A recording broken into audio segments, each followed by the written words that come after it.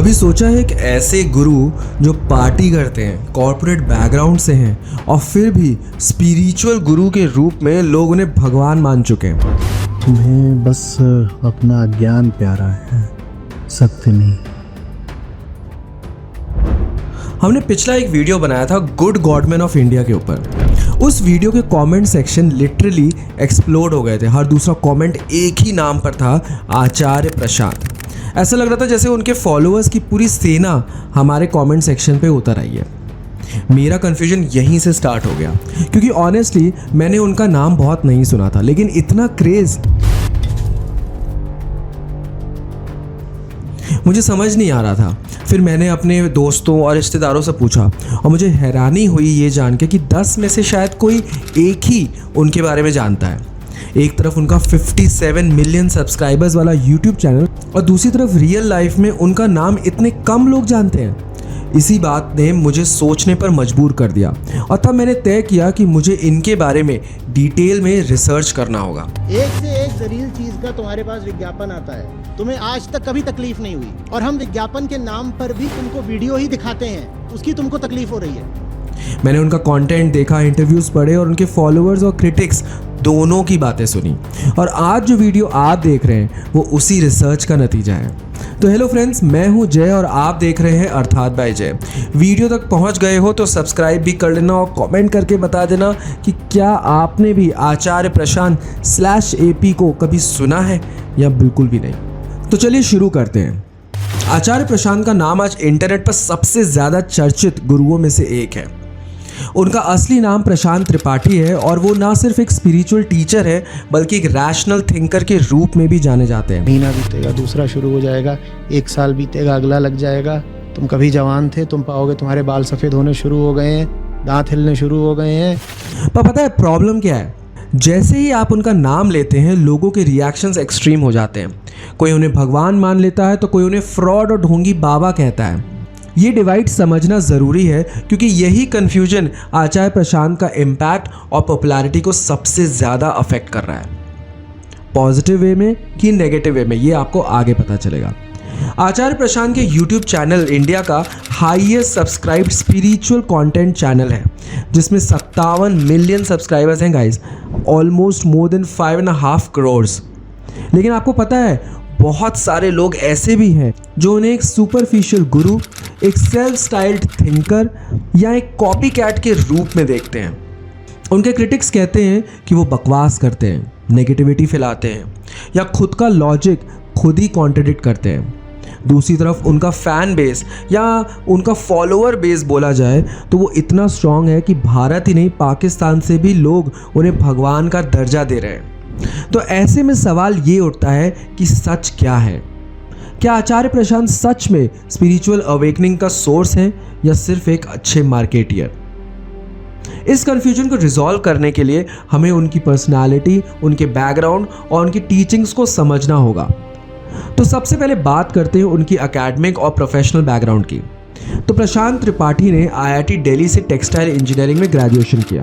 फिर IIM अहमदाबाद में उन्होंने मैनेजमेंट में पोस्ट ग्रेजुएशन कर लिया। UPSC एग्ज़ाम भी क्लियर कर लिया उन्होंने, और पोस्ट IIM उन्होंने कई साल कॉर्पोरेट दुनिया में काम किया, जैसे GE कैपिटल, ECS कंसल्टिंग और BCCL जैसी जगहों पर। उनका रुझान स्पिरिचुअलिटी की तरफ था, इसलिए इतना इंटेंस और अकम्प्लिश्ड करियर छोड़कर जब उन्होंने स्पिरिचुअलिटी की तरफ कदम बढ़ाया तो अद्वैत लाइफ एजुकेशन की स्थापना की। यहाँ से उनका स्पिरिचुअल सफ़र स्टार्ट हो गया। उनकी स्पिरिचुअलिटी ट्रेडिशनल धार्मिक स्टाइल से बहुत अलग थी। वो रिलीजियस बिलीव्स को डायरेक्टली चैलेंज करते थे। भगवान, पुनर्जन्म, आत्मा, इन सब कॉन्सेप्ट्स को वो इरैशनल मानते हैं। Religion is not nonsense. If you go to the core of religion, you will find everything there that nourishes life. उनका मानना है कि ये सब भ्रम है जो लोगों के बीच बिना किसी क्वेश्चनिंग के चल रहे हैं बस। उनकी टीचिंग्स में वो रैशनैलिटी और लॉजिक के साथ स्पिरिचुअलिटी को मर्ज करने की कोशिश करते हैं। वीगनिज्म या एनवायरनमेंट को लेके कोई बात हो या वुमेन एम्पावरमेंट जैसे टॉपिक्स पर वो ऐसे बात करते हैं कि सुन के सोचने पर मजबूर हो जाएंगे आप। मैं चाहता हूँ जरा भारत की लड़कियाँ लड़ाका बने, और मैं उनकी नहीं बात कर रहा, वो जो फालतू की चीज़ों के लिए लड़ती हैं। तो इन सब बातों में तो कोई प्रॉब्लम नहीं लग रही है ना? फिर क्यों लोग उनके अगेंस्ट बोलते हैं? एक्चुअली जब वो अपने व्यूज़ को हिंदी ग्रंथों खास करके उपनिषद के रेफरेंस के साथ जस्टिफाई करते हैं तो यहीं से उनके क्रिटिक्स एक्टिव हो जाते हैं। वो कहते हैं कि आप अगर हिंदू धर्म की कई चीज़ों को नहीं मानते तो उनके ग्रंथों का सहारा लेके चीज़ों को जस्टिफाई क्यों करते हैं। वो उपनिषदों को सच्चा स्पिरिचुअल ज्ञान मानते हैं।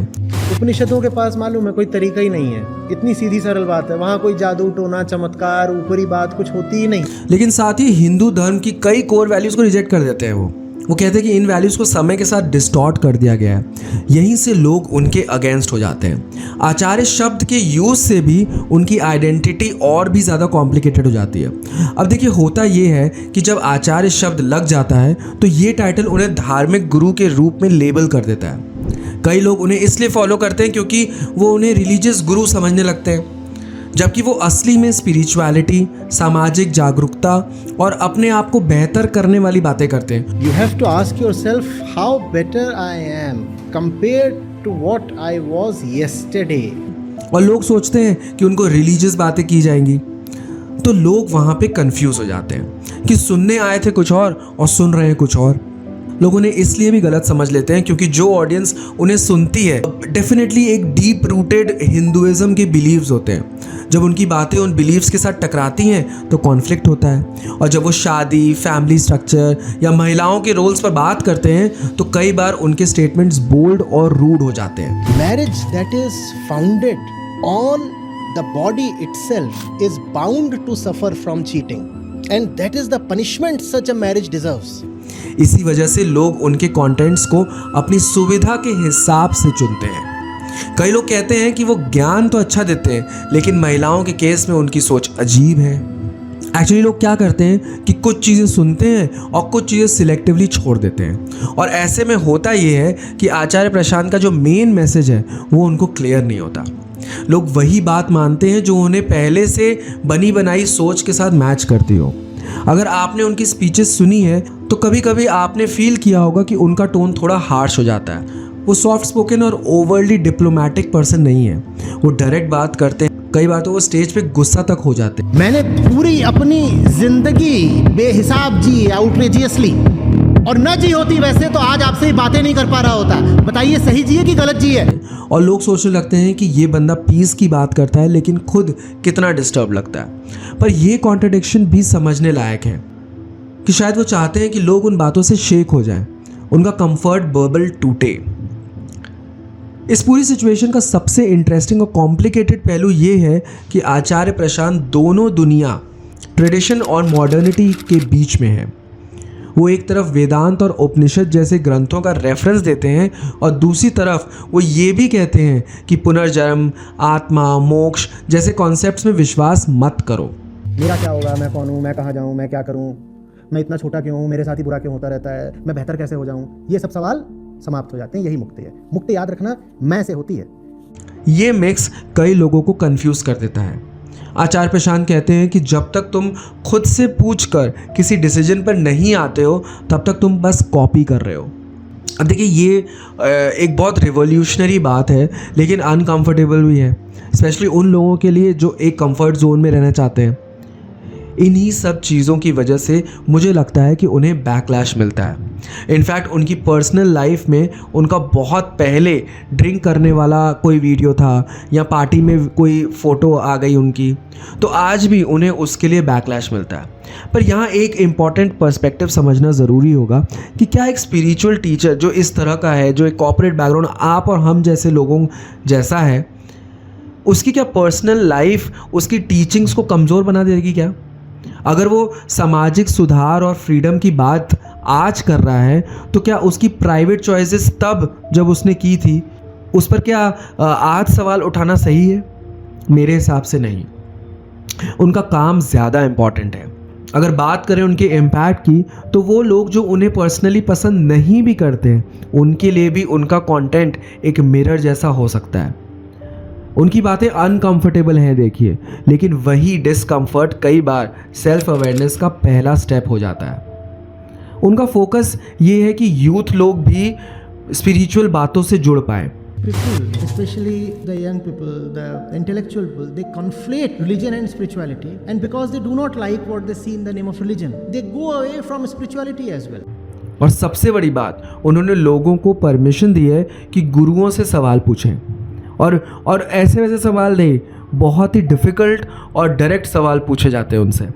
ये परमिशन आज तक कोई भी धार्मिक परंपराओं में एक टैबू रहा है। उनका सबसे बड़ा कंट्रीब्यूशन ये है कि उन्होंने मान लो वाली सोच को सोच लो में बदल दिया है। आचार्य प्रशांत के वीडियोस अगर आपको ब्लाइंड बिलीफ से दूर ले जाते हैं और क्रिटिकल थिंकिंग की तरफ ले जाते हैं तो वो अपने काम में सक्सेसफुल हैं। अगर किसी ने सिर्फ उनकी बात मानकर शादी नहीं की तो ये उनका फेलियर है, लेकिन अगर किसी ने उनकी बात सुनकर अपने ऑप्शंस एनालाइज किए और फिर डिसीजन लिया तो ये उनकी विक्ट्री है। वो क्रिटिकल थिंकिंग इनेबल करते हैं जो किसी भी स्पिरिचुअल डिस्कोर्स का हाईएस्ट गोल होना चाहिए। और रही बात उनके बिजनेस और ब्रांडिंग की, तो हाँ, उन्होंने वेदांत के नाम पे एक बड़ा बिजनेस बनाया है। एडवर्टाइजमेंट से बनाया हो, चाहे वर्कशॉप्स, बुक्स से, उन्होंने अपना एक प्लेटफॉर्म भी इस्टेब्लिश कर दिया है। लेकिन जब तक वो किसी को फॉल्स प्रॉमिस नहीं दे रहे, तब तक इसमें मुझे कोई गलत नहीं लगता। अगर आपको लगता है कि उन्होंने किसी इंडिविजुअल के साथ कुछ गलत किया तो आप कमेंट सेक्शन में उसका इंसिडेंट लिख सकते हैं। और दोस्तों, एंड में एक छोटी सी बात, बट एक बहुत इंपॉर्टेंट बात, वो ये है कि अगर आप उनके फॉलोअर हैं तो प्लीज़ किसी और गुरु या टीचर को फ्रॉड या ढोंगी कहकर उनका अपमान मत करिए, क्योंकि मेरे कमेंट सेक्शन में ऐसे भी कमेंट्स आए हुए हैं और मैंने पढ़े हैं कि किसी और बाबा को उनके फॉलोअर्स बहुत बुरा बुरा कह रहे हैं। मुझे यकीन है कि आचार्य प्रशांत ने भी आपको ये सब तो नहीं सिखाया होगा। हर किसी का अपना एक अप्रोच होता है और हम सबको रिस्पेक्ट करनी चाहिए और अपनी बात रखने का एक तरीका होता है। डिसएग्रीमेंट होना स्वाभाविक है, बट उसका मतलब ये नहीं है कि आप लाइन क्रॉस कर जाए, और अगर लाइन ही क्रॉस करनी है तो फिर स्पिरिचुअलिटी का कोई मतलब नहीं हुआ। तो दोस्तों, ये थी आचार्य प्रशांत की पूरी स्टोरी। आप उनसे अग्री करते हो या डिसएग्री करते हो, आचार्य प्रशांत की बातें इग्नोर कर पाना मुश्किल है। ये वीडियो किसी एक नैरेटिव को प्रमोट करने के लिए नहीं बनाया गया, बल्कि इसलिए बनाया गया था ताकि आप खुद सोचें, समझें और डिसाइड करें कि क्या आपसे आचार्य प्रशांत के व्यूज़ रेजोनेट करते हैं या नहीं करते हैं। और अगर आपने कभी भी आचार्य प्रशांत के बारे में नहीं सुना तो आप जाइए, उनके वीडियोस देखिए, उनके कंटेंट को सुनिए। मुझे जहाँ तक लगता है आप शायद कुछ रेजोनेट कर पाएंगे। आपका क्या मानना है कमेंट सेक्शन में ज़रूर बताना। And thank you for watching अर्थात बाय जय।